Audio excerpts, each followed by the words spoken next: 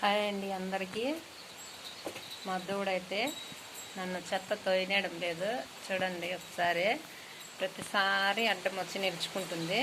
ఏమంటే దానికి పొట్ట ఫుల్ అయ్యేకి తిండి పెట్టాలని దానికి పెట్టేసినామంటే తర్వాత సైలెంట్గా పక్కకు దప్పుకొని అయితే మేసుకుంటుంది. దాన్ని తిండి పెట్టనంత వరకు నా ప్రాణాలు తోడేస్తుంది. చూడండి అడ్డంగా వచ్చి నిలుచుకునేస్తుంది. అయితే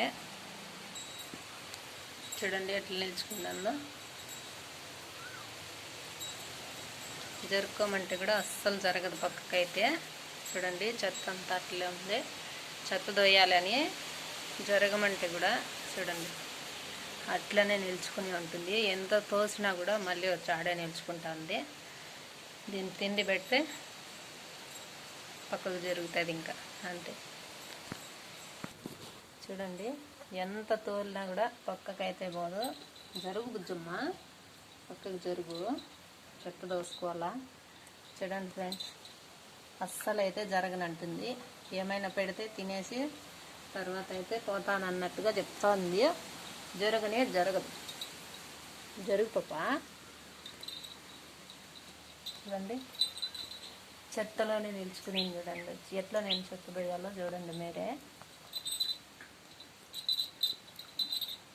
ఇదంటే మా ఇంట్లో అందరికీ కూడా చాలా ఇష్టం. ఎందుకంటే అందరినీ కూడా ఒక్కరి దగ్గర కూడా పోకుండా అయితే ఉండదు.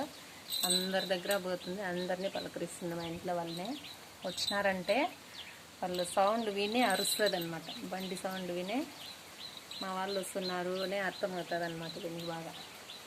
చూడండి ఏమో కావాలంట తినేకి పెడితే కానీ పక్కకు పోదంటే ఇంకా సరే పెట్టాలి కదా, పెడతా. చూడండి తిండికైతే ఎంత తాపాత్ర పడుతుందో చూడండి. చూడండి అసలు బకెట్లోనే తల అయితే పెట్టేసింది, తీయదు.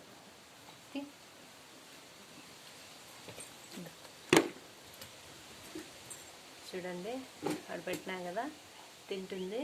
తినేసి పొట్ట ఫుల్ అయిపోతే సైడ్కి వెళ్ళిపోతుంది అనమాట. మళ్ళీ నా పని నేను చేసుకోవచ్చు.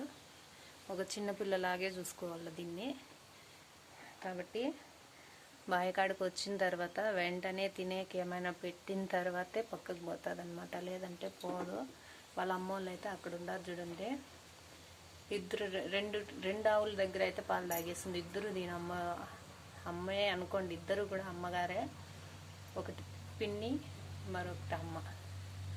కానీ రెండు దగ్గర అయితే ఫుల్ అయితే చేస్తుంది పాలు. చూడండి చెత్త అంతా ఇంకా అట్లనే ఉంది. చెత్త దొయ్యాలా, ఆవులకు కుడితే అయితే పెట్టాలా.